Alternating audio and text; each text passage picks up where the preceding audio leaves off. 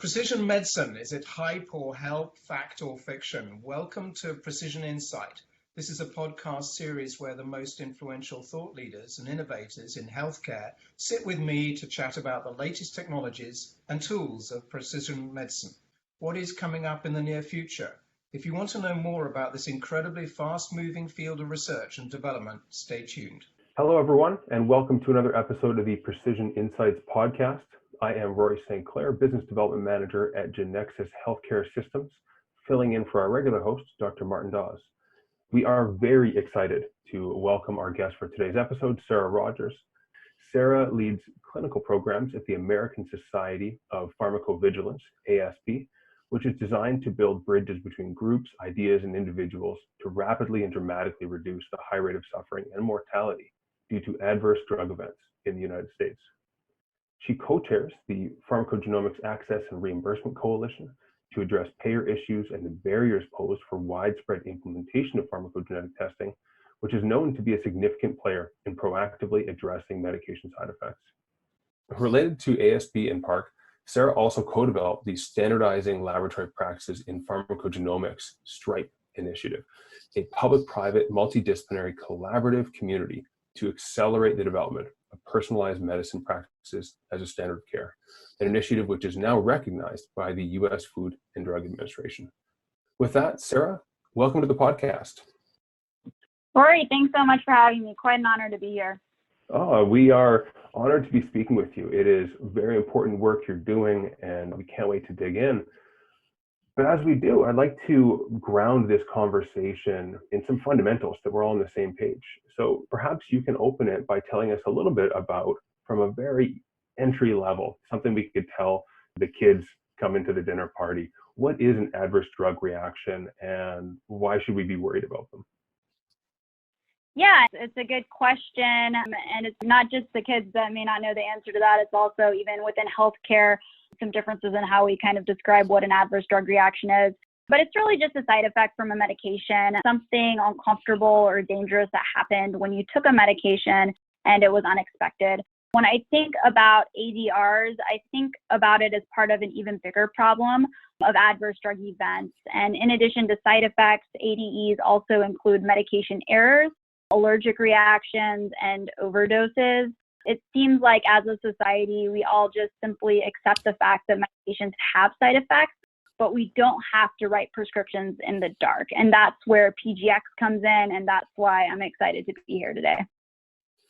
That's such a powerful vision and grounded in something people really don't recognize, which is we don't have to just accept that these side effects, we're all going to face them and they're going to happen in a trial and error happenstance way.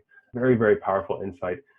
And I'm guessing that might be part of what inspired you to start the American Society of Pharmacovigilance. So maybe you can introduce us to that journey. What took you to starting ASP? Yeah, definitely. And it's actually an interesting story about how the inception of ASP is related to starting PARC, the Pharmacogenomics Access and Reimbursement Coalition. But I'm a pharmacist by training, and I worked for several years in an oncology setting, specializing in investigational IV chemotherapy production for patients on study protocols. And I really enjoyed the team I worked with. I felt like the work was important, but still I felt like I could do more. And even during that time, I was always looking for an opportunity to do more, both inside and outside of healthcare. I did some work as a research consultant, and one of the projects we were working on was to develop an algorithm to identify patients who might be good candidates for genetic testing. And during that project, we kept coming up against these statistics about adverse drug events. Here in the States, it's the fourth leading cause of death, right behind cancer and cardiovascular disease, which is alarming. Tremendous cost burden to the U.S. healthcare system, and hundreds and thousands of deaths, which are almost always preventable. So as a pharmacist, it's really my responsibility to do whatever I can to prevent suffering and pain from taking medications. Seemed like there was an unmet need in healthcare with no organization uniformly focused on preventing adverse drug events.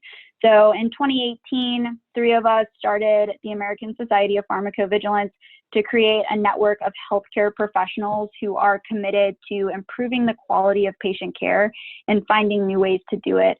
Because one thing that was clear to me at that time is that there are many great efforts, but still more we could do and better ways that we can do it. So that said, a lot of our organizational objectives are focused on leveraging pharmacogenetics and personalized medicine as a tool to prevent adverse drug reactions by better understanding how a patient is going to respond to a medication before they receive that medication.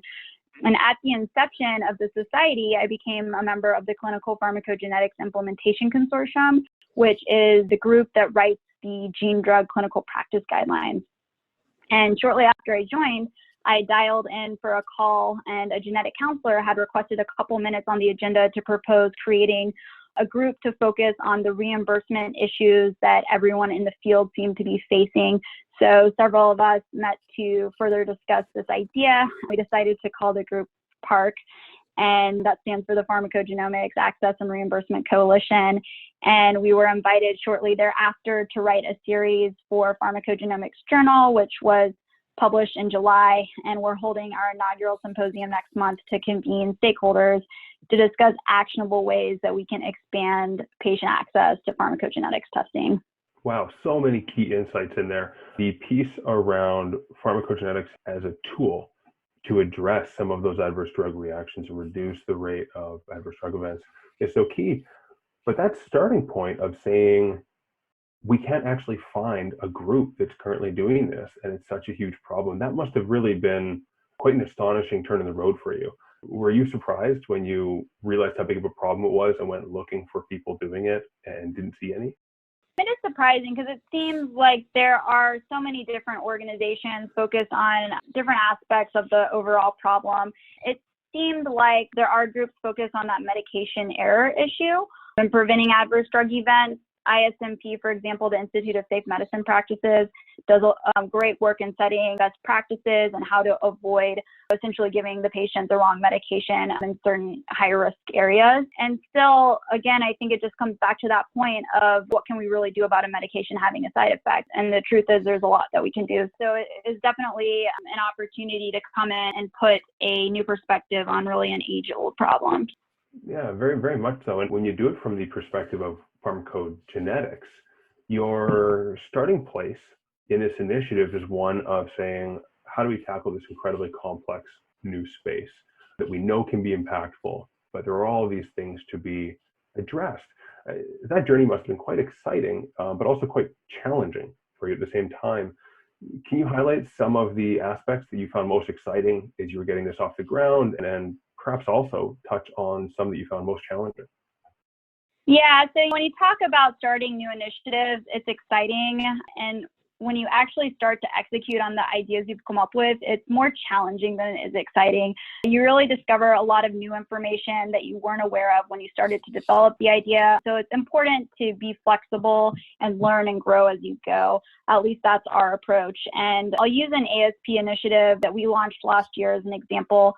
It's called STRIPE, the Standardizing Laboratory Practices for Pharmacogenomics Initiative, which at its inception grew out of a recommendation from one of our internal committees at ASP, a recommendation that was based on the growing and still unresolved concern throughout the community about the FDA safety communications that had just begun to be sent out to clinical laboratories offering pharmacogenetic services. And it became clear to us that since our goal is to develop personalized medicine practices as a standard of care, to provide more information at the point of care to guide physicians in selecting the safest and most effective drug and dose for each patient, then it makes sense to find ways to support stakeholders in achieving their individual goals, and also to build a platform to coordinate all of those efforts through a centralized network, including FDA. As we were building out the STRIPE initiative, it was recommended by FDA to establish a collaborative community for pharmacogenetics testing, a concept that we felt STRIPE aligned closely with. So the biggest challenge was really to understand the perspectives of each of the different healthcare sectors who are beneficiaries of PGX and navigate existing notions and conceptions, and then securing buy-in on the big picture vision, yet making it relatable to the group's immediate priorities and objectives. So in that process, we got a lot of support in bringing industry stakeholders together to solve challenges that could be better addressed by coming together as an industry. We also got some resistance, and in responding to the resistance was really an education piece to clarify and refine our messaging and show how this effort would support individual members and also push the entire field forward. So FDA announced last month that they are participating in the STRIPE collaborative community. We have 90 members across 15 different healthcare sectors in the community, each of whom have agreed to secure buy-in on the direction of STRIPE and really to serve as a liaison between STRIPE and their organization to ensure that the solutions we develop through the initiative are meeting the needs of their organization. So, and we have an open and ongoing registration process. We are actively building out our subcommittees. We've established year-end deliverables, and we've begun strategic planning as a community. There's no cost to join and a lot of different pathways to participate. So we recommend that every stakeholder in personalized medicine registers so that they can get correspondence on these ongoing opportunities to participate in ways which align with their skills, interests, and availability. So to your point, as we work towards these milestones, so for example, with STRIPE, one was to submit a charter to the FDA. So when we got word that the charter was successful, it was exciting, but more so it was an indication that it was time to roll up our sleeves and ramp up our efforts and just keep pushing forward. It is analogous to climbing a mountain. At every great vista, you realize the bigger and better one up ahead. Exactly. Right. Yeah. I absolutely resonate with that. I think the idea that you're tackling this big challenge in this complex system and you're starting from a place of let's just get moving, and you start ASP, and then you realize reimbursement is top of mind for people in the space, and you start PARC, and from there you realize, well, we actually have a lot of standardization to do if we're able to operationalize this, and you end up in STRIPE. That's just such an incredible journey of collaborating and bringing different stakeholders to the table. And one aspect of this is actually coming up pretty soon in October, right? I think you mentioned this a second ago, but you are bringing together the leaders in the pharmacogenomics space to an event called the Pharmacogenomics Access and Reimbursement Symposium, PARS. Can you tell us a little bit more about this event, what is happening, who's coming, and why all of us participating in this podcast and listening should really be attending? This can be so critical. Yeah, definitely. So PARC is co-presenting the event with the Golden Helix Foundation, which is a nonprofit out of the UK that focuses on economic evaluation for personalized medicine and increasing access to PGX in developing countries. The symposium will be held on October 8th at the National Academy of Sciences in Washington, D.C., with a live webcast to accommodate remote participation. And like you said, the symposium is an opportunity to bring stakeholders together to start breaking down the barriers to coverage and patient access to genomics technologies and molecular diagnostics, and shining a light on pharmacogenetics testing. The sessions will take attendees on a journey to better understand the factors that affect coverage and reimbursement for testing. The first session focuses on the frameworks that we use to value medical technologies, which is known as health technology assessment. So we have leaders in HTA innovation speaking who will be bringing their experience from organizations like NICE in the UK and HTAI in Europe, which developed the HTA core model that is really an international standard to assess value.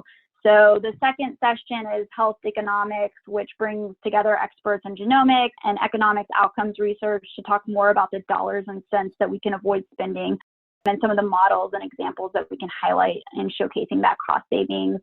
We have a health policy session with speakers from the Institute of Healthcare Improvement, the National Coalition on Health, and the American Enterprise Institute to discuss opportunities to develop personalized medicine policy and describing the inequity of patient access to PGX as patient harm. Yeah, and then we have our session on value-based payment models and innovation to do some thought experiments about new and innovative payment models. So we've enlisted the actuaries, financial gurus, and we have the medical director for MolDX, which is a program that sets the bar for their Medicare coverage on molecular diagnostics here in the States.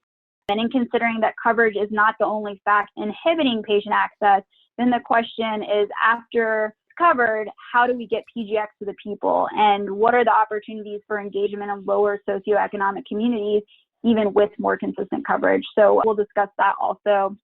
And then we'll close with a keynote talk describing the precision medicine landscape and the new health economy created by COVID-19. So that's a little preview for the day. We do still have a few in-person tickets available and plenty of room to join via the live webcast.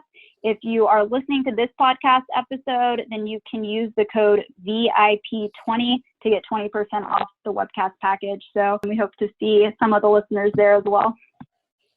Terrific. We also hope to see some of the listeners participating. I think it's a great event that anyone interested in this topic should really be looking to, so that they get these views on everything from health technology and implementation through the economics and policy and value-based innovation lenses. So much is to be excited about in that event. I'd like to really take this conversation though and focus it on something that sounds like you've actually built a lot of understanding and expertise around, which is reimbursement for pharmacogenetics. Where are we coming from? Where are we today? Where are we going?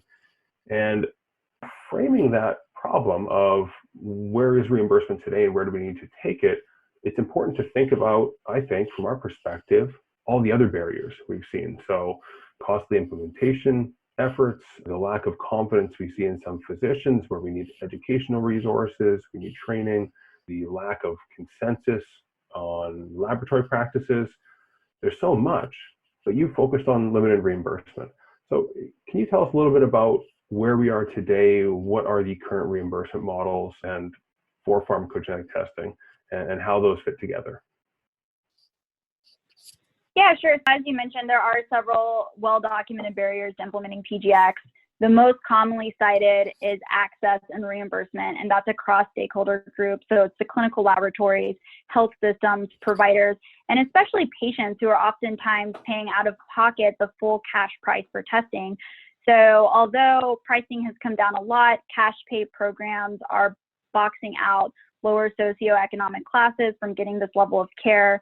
There are studies that have polled different groups based on level of income. More than half would not pay more than $100, and a significant number of respondents could not afford to pay if there was any cost at all for testing. So looking at reimbursement from a health systems perspective, as part of our research to understand how tests are reimbursed in a hospital and health system setting, it seems like there are a few main mechanisms. Most prominently is grant funding. So some of the larger health systems have supported implementation of testing programs through grant sponsorship by organizations like NIH, Ignite Network, eMERGE, and the Pharmacogenomics Research Network. And I guess the problem with that is that those funding sources are coming to an end. So we need to find ways to pay for PGX so that we can continue to support advancements in the field. There's also institutional billing and submitting to insurance, which is typically not covered by US payers. Traditionally, Medicare has covered single gene drug pair testing. So for example, if a certain drug is being considered, then perhaps they might cover testing for just one gene that's associated with that drug. But even single gene coverage is sporadic and varies by region. And really an ideal would be to offer preemptive PGX panels for patients and have that information available anytime a new medication might be started. And in fact, we do have some recent updates to local coverage determinations for Medicare, which now covers panel tests for certain patients who meet certain criteria. A step in the right direction, but still more we can do. Yeah, we've been carefully watching those developments in the reimbursement space and very positive with the local coverage determinations you just mentioned. But as you're talking about this, I'm really noting that this is lag. The reimbursement for pharmacogenetics is behind in many ways the reimbursement for other novel healthcare offerings. I mean, pharmacogenetics is not exactly new as of yesterday. So why do you think in your research, why do you think it is behind in this way? What do you think that stems from? So I think it stems from a lack of payer knowledge about pharmacogenetics testing. The Medicare administrative contractors met last year on an open call to discuss PGX in the area of psychiatry and assembled a panel of experts to describe the role of PGX in drug response. Now, just over a year later, we have updated Medicare coverage for PGX in patients with certain psychiatric disorders. So any approach that incorporates educating payers is worthwhile and really is the bread and butter of the symposium we're planning next month. Majority of healthcare in the U.S. is purchased by employers who are sponsoring health plans to offer as a benefit to employees. So the goal is really to show not only how PGX can improve the health of employees, but also some new and innovative models that we could develop as part of a personalized medicine policy to support cost savings and also improve productivity as one angle. This is an interesting lever you've created to bring all these stakeholders to the table and have an event to serve as an education platform to bring them up to speed on what has really been quite promising research and some very promising implementations. I think data that should be quite compelling for many. What are some of the mechanisms you see that you expect to be able to move the needle further in these reimbursement discussions that are going to get people realizing that using this proactively for many people is a great idea? How do you view that? How are you thinking about the ways in which you're going to build the case for reimbursement? Yeah, so there are some things that aren't consistently being done that could help move the needle. The first PGX test was approved by FDA in 2005. And at that time, we didn't have unique CPT codes for pharmacogenetics, and we were just using unspecified molecular pathology procedure codes. In 2012, we started to see PGX-specific billing codes. And depending on reimbursement, what the reimbursement mechanism is, whether it's cash pay or institutional billing, there's still some discrepancies in linking the testing with the associated billing code, and that's affecting documentation and record keeping and our ability to track patient outcomes based on the performance of that test. So it's pulling out our ability to showcase that real-world data that payers really want to see. So doing that more consistently in combination with the payer education piece to establish clinical and economic utility for multi-gene testing and preemptive models, I think could go a long way. And do you see education as an important piece to accelerating the shift to broader coverage? Yeah, the unmet education needs are across the board. So patient education needs to focus on the strengths and limitations of testing, the potential for false negatives if the panel doesn't have broad variant coverage, and just understanding the effect that genetics plays in drug response. Provider education, I think, should be better integrated into medical and pharmacy school curricula.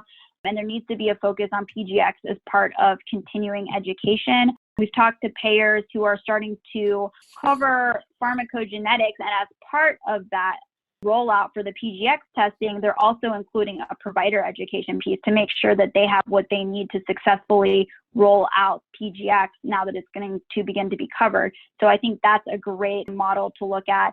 And then, of course, continuing to emphasize economic utility to payers and plan sponsors who really are the ones getting stuck with the bill when an employee has a serious or expensive to treat adverse drug reaction that could have been avoided.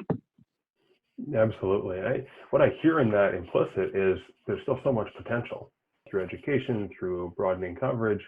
There's a real future vision. And I want to kind of, with our final section of this discussion, I'd love to zoom in on that future vision. As you look forward at what pharmacogenetics can accomplish and you think about the bigger picture, how do you view the usage of pharmacogenetics? Do you think it will be appropriate to be testing everyone, or who will this be targeted towards? So I think there is a genetic component in the way a patient will respond to medications, and we need to test patients to better understand the circumstances that the genetic predisposition is most relevant and for which medications and which underlying medical conditions, in addition to a variety of other factors that can play a role, such as epigenetics and proteomics. So there are some notable exceptions when patients should not be tested. So for example, if a patient has had a bone marrow transplant or if they are in liver or kidney failure. So as the field progresses and we move towards a deeper and deeper understanding of genetic relationships between drugs and drug response, then recommendations to retest periodically may also be applicable. So To answer your question, the information that we get from pharmacogenetics testing is invaluable, and it would be helpful to have that information on hand for as many patients as we can accurately test. It's a good point, is that it is quite nuanced, identifying the right people, and even as we learn more, that nuance could grow. So as this bridges out through the healthcare industry, what role do you see pharmacogenomics playing in the future? How is it going to fit into current or future models of care? Yeah, well, so PGX represents, to me, a paradigm shift. We're asking physicians to change the way they look at patients when they decide how to treat them. We had insulin before we had laboratory tests to guide insulin dosing.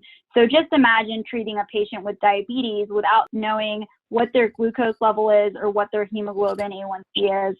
And this is the level of specificity that we're lacking when we decide not to use available tools to understand each patient's genetic predisposition and how they may respond to a medication.